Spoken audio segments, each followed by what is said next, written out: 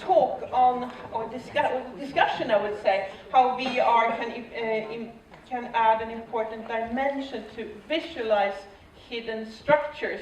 And this sounds very interesting. Thank you.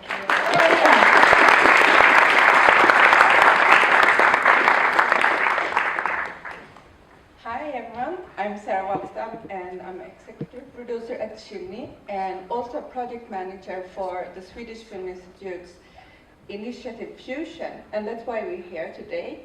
Fusion is a film lab and we have 8 very experienced artists from other disciplines than the film discipline. And Celine is one of our super talents. Please invite us. Thank you, Sarah. Thanks for having me. Let's see here. I just need to figure out how I work this so that I know how to click. Okay, there we go. Yeah, so, my name is Celine. I'm a director, and this past year I've had the opportunity to work with virtual reality and 360 film.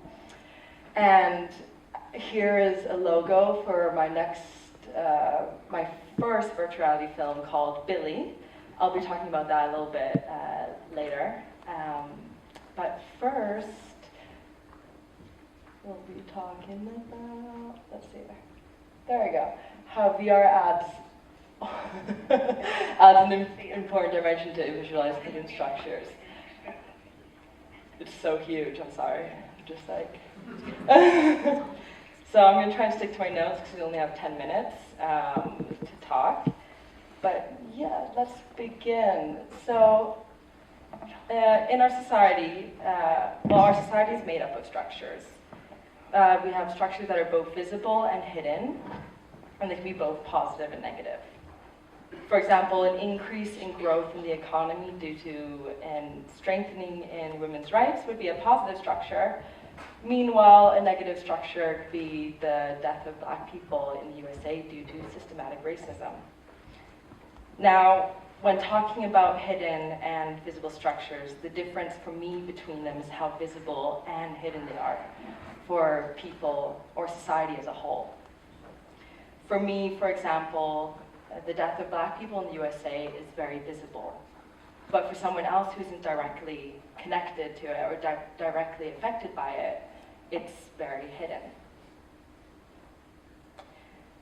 The reason for this case would be that in this specific case, if it's not visible for a person, it's because of systematic structural racism that is so deeply rooted in our society that people are unaware of the races actually continue to produce as a result of propaganda during the colonialist times. This is very serious, and it's a very serious hidden structure, and it's something that won't be taken seriously until it's made into a visible structure and thus can be uplifted and broken.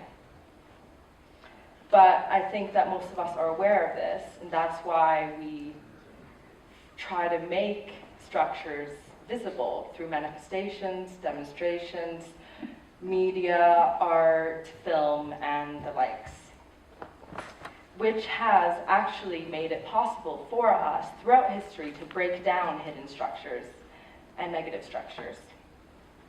But it takes time, a long time, and most of the time it'll take years before we can bring out hidden structures and break them down to turn them into positive structures. But this is where VR comes into the picture and adds an extremely important dimension to uplifting and visualizing hidden structures.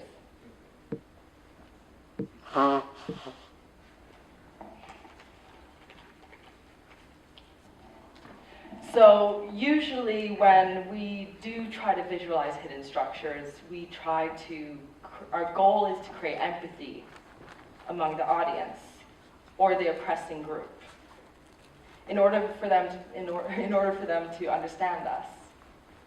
We not only want understanding, we want them to feel and identify with our feelings, thoughts, and ideas.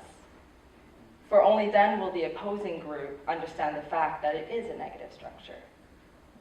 So the reason why it takes such a long time for us to uplift negative hidden structures is because it's really hard to create media that makes an audience feel empathy for the subject. This because empathy literally is stepping into someone else's shoes. to visualize how it would be to be someone else, or how it would be to experience their lives, which is tough to do through non-immersive 2D flat media. But then VR came into the picture.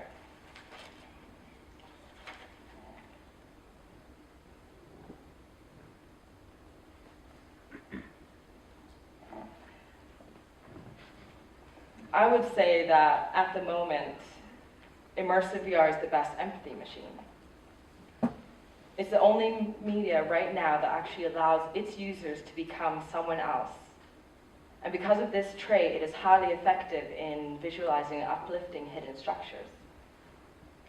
Structures that otherwise would take years to uplift through numerous documentaries, manifestations, and media reportings could be uplifted within minutes using VR, by allowing people of opposing groups to step into the shoes of the oppressed. Now, when I say this, I also assume that those people that are taking part of these VR experiences also have an ability to feel empathy.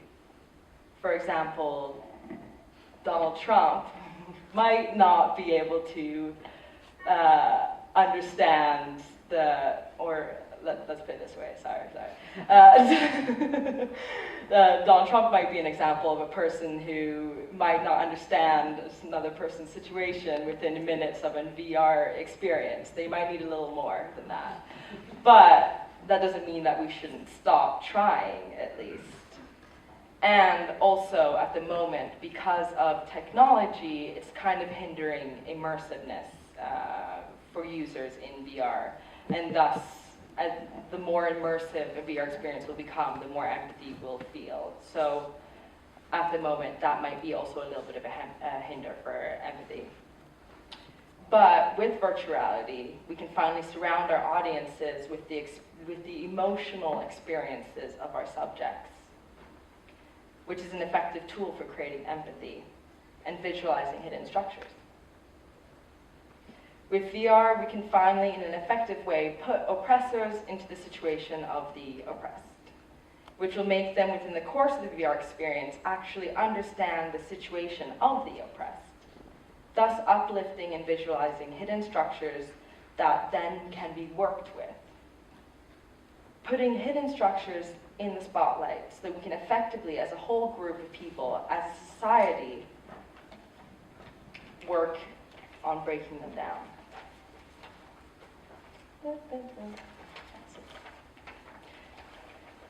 So, to my little film here,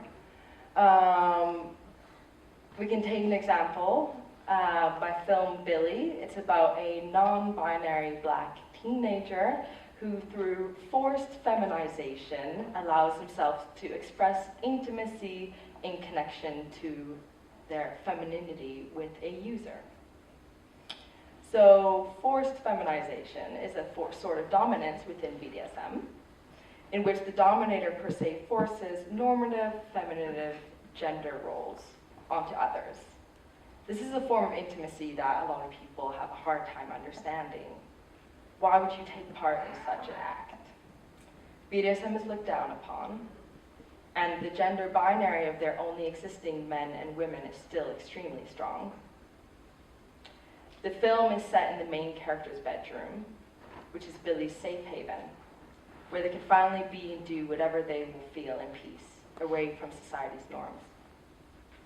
In this film, my goal is to make the user and audience feel empathy for Billy. I want them to know what it's like to take part in BDSM, to understand the healing process it has for this character. I want to break down the hidden negative ideas that exist around what we believe BDSM is, as well as allow my users to meet a person who is non-binary that has dreams, wants, and a strong, fluent sexuality. Because at the moment, people that are non-binary are pretty much non-existent in media.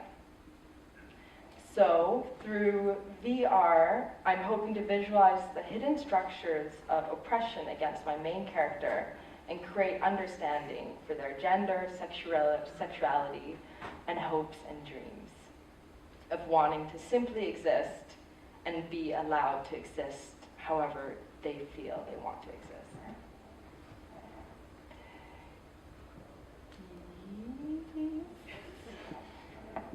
Come on.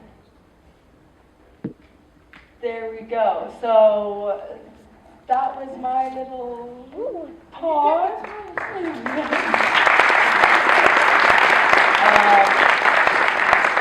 If you're interested in getting in contact with me to talk about whatever VR, mostly, preferably, I have my email here. I also have my producer, and I have Sarah's email here, and we just presented. Yes. I just come to think of, in the early days of the web, we saw, I mean, a vast majority of men being online because women weren't as technically interested and so on. And I think I saw some figure that about 80% of the women online were actually men. So there was huge gender swap going on in the early days of the web. You think that will happen, not necessarily men to women, but you think that will happen in VR as well, that we start to, because we have the opportunity to start and trying on different roles or skin colors or sexualities or genders and so on. Definitely. I hope so. Like, this is an amazing opportunity for people to start exploring both themselves and also be able to find safe spaces where they can be whoever they want to be and do whatever they want to do, as long as it's not hurting anyone else. Yeah. Do we have a question? Sorry. Yeah. Wait. She was. Thank you very much. It was really inspiring talk. I had a question about empathy, because that's something that, you know, in our VR project, we are filming from the point of view of an 8-year-old in Malmö and has to flee because Malmö is under bombardment. And we've been talking among ourselves in the production teams, like, is it really empathy that we want to raise, or is it compassion? Because there's a difference between the two. Like, for example, if you can raise empathy between two people if they have a dialogue and look each other in the eyes for 4 minutes. You don't need VR for that. You don't need technology for that. But that's not happening in VR because you're putting someone in someone else's shoes. So you want to sort of that they can get understanding for what it's like and compassion.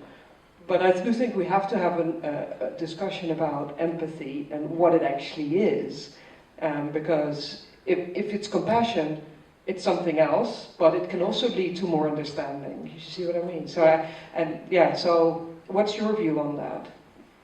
Oh, geez, where to begin on that? That's a really good point. I think that's a good point, and I think that's also something that needs research on. And I'm really happy that you brought that up, because I'm definitely interested in trying to figure that out. Is it compassion? Is it empathy? How can we create empathy, or do we even want that? Personally, I'd love that, but that's interesting, because I can't. I'm really interested in trying to figure out more about that, but I can't really give an answer other than that. Thank you. Thank you so much, Aline. We need to move ahead a bit, but you will be staying here. Yeah, yes? I'll be here. Yes, so you can talk more during the coffee break. Yes. Afterwards.